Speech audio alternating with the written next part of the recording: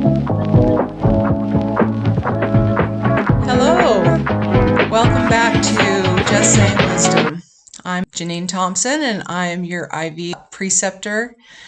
Basically, IV therapy is something that I termed quite a while ago because I've been in the medical industry for such a long time, and I know that people come in all the time and receive treatments for their body conditions, and one of the fastest ways to treat a body is through an IV. If you've got something that is very critical or something that needs immediate attention, they give it to you in an IV to get it in your body fast.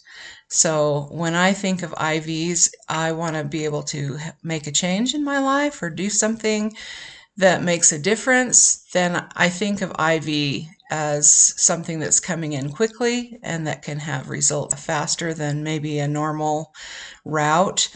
And when I think of IV, it's inner voice, inner vision, and instilling value. And that's what I hope to do. Now, today we're going to talk about perspective. But I want to mention sometimes we feel like, maybe you don't, but I know I do. Do you ever feel like your life is just a script for the Mission Impossible movie? And you get this box and you're told, oh, this is your mission. Should you choose to accept it? Mission Impossible Ghost Protocol. And that mission is outlined, and if the fate of the world really is in your hands. And so you've got to get everything taken care of. You're on your own because you're disavowed if you don't come through in the end and you fail at your mission. That's just maddeningly unhelpful. What a terrible thing to think about it in that term. But then your whole purpose and the things that they've explained to you of why you're doing this goes up in a puff of smoke. And so you can't even refer back to it. Sometimes we feel like that's our life. Well, it doesn't have to be. It doesn't have to be. And so we're going to talk today a little bit about perspective. And our minds do some funny things. I'm going to give you kind of a funny example of the tricks our minds can play on us and the things that happen. The other day I was packing a bag, and my daughter's going to be going down to the Mayo Clinic and having a transplant here in the near future. So we are on a list where we've got to be ready to go at a moment's notice. So I'm packing this bag and getting myself ready so that we can have everything in place when we get the call. And as I'm doing this, I'm listening to a YouTube channel, and Mel Gibson happened to be on it. There was an ad that came on, and it was talking about diseases and things that I'd been interested in researching anyway. There was a person that got on and talked a little bit about curing these diseases and how these miracles can happen. And so these three things were going on, and then I went to bed, and in my dreams that night, I dreamed that Mel Gibson was giving an interview, and he was talking about being cured from this incredible disease that was supposed to be incurable. And everybody was just marveling over his recovery. And then he went outside, and a phoenix came down, and he was killed by a phoenix. Now, that's a crazy dream, isn't it? But it made sense when I started thinking about it. And this is part of the process I want to explain a little bit about perspective, because my mind picked up on some of the things that I had been listening to and the things I was doing. Well, I was packing a bag to go to Phoenix. I had listened to something about an incurable disease and people dying, and Mel Gibson was on one of those tapes. And so it all came together in a little dream that was really bizarre. But that's what our minds do. They take us down these routes. So when I got thinking about it, I thought, this would be a great story, because we can take anything that comes along and turn it into a story. So what if I took that story and I said, okay, I'm going to make a story out of this scenario where if he was killed by a phoenix, phoenixes rise again, and that's one of the things that they're known for, is a phoenix will go to ashes and then come alive again. So when the phoenix rises, is it Mel Gibson? You people aren't listening. Or is Mel Gibson now a phoenix as a bird? And I thought you could take that down a whole different route. I know it's a silly thing, but we can take our events out of our lives and we can acknowledge that our brain is working overtime to come up with silly scenarios to help us cope in different ways.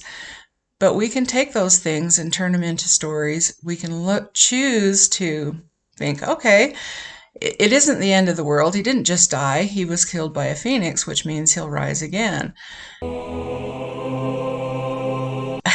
I know, silly things.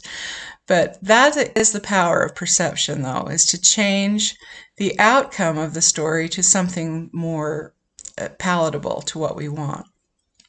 So the other thing that I was thinking about in this two-step process of perspective is to constantly be asking ourselves, is this situation, what can I learn from it? But also, is it true? Is it really what I'm seeing it is? And if we choose to, we can give a lot of different meanings to things that happen in our lives. And so changing the meaning changes the scenario and it changes our circumstances a lot of times. Sometimes it won't change immediately, but with a different attitude and a different mindset, we can get through and face some of the hard things in life. New, juicier attitude. Sometimes our hard things in life are just getting up every day and doing the same thing over and over and over and wondering if it's truly making a difference in the world. But we do have a mission that's quite impossible when we think about our families and the roles that we play. It's amazing because those people that have been put in our charge, we don't know when we received that call to have these people in our lives, especially our children. We're never going to give up on them. We're going to go forward and we're going to talk to them and we're going to teach them. But the future generation, the fate of the world, is going to be in the hands of our children. And what influence that we play in their lives is profound. And so we can choose to be a role model that can give them the power to make choices. And sometimes those things are just simply a turnaround, looking at it from a different angle.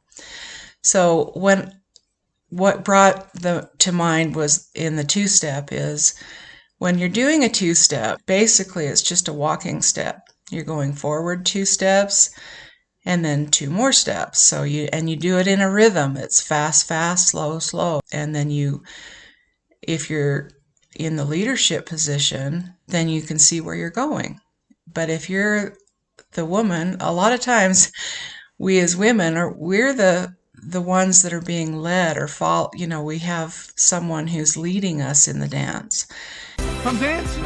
2 steps I'm dancing. And we have to trust that the person has our best interest and is taking us somewhere. But our ability to see what we see is what's already been. We see what's already happened because we're facing backwards as we dance. And so we're doing the same steps in reverse. And we're hoping that we're going in the right direction and that we're being led right. And that's why it's so important to know who's leading you. I truly believe that God is the source that we need to lean on for that leadership.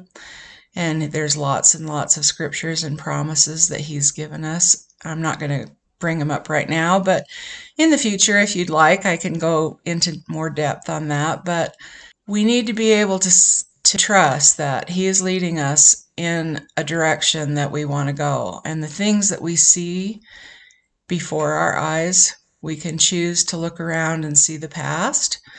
We can look just right in our immediate future or our immediate surroundings and see things that maybe we don't like. Or we can look up and we can look into the leader's eyes and know that we're in good hands. So that's today's thoughts. I hope that they've benefited you, and I really do hope that you'll bear with me in my ramblings. I know I have a tendency to do that, but I've learned a lot in my life, and I know that grandmothers around the world can agree with me that we do have a purpose still in our families. And I know that for when I was a child, Grandma was the person with all the answers, and she's not here anymore. I hope that I can be a person with some of the answers for my grandchildren.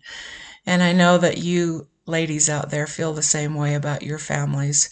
So that's why we're here. And I hope that you'll share. I hope that you'll get on and share your opinions here and your comments.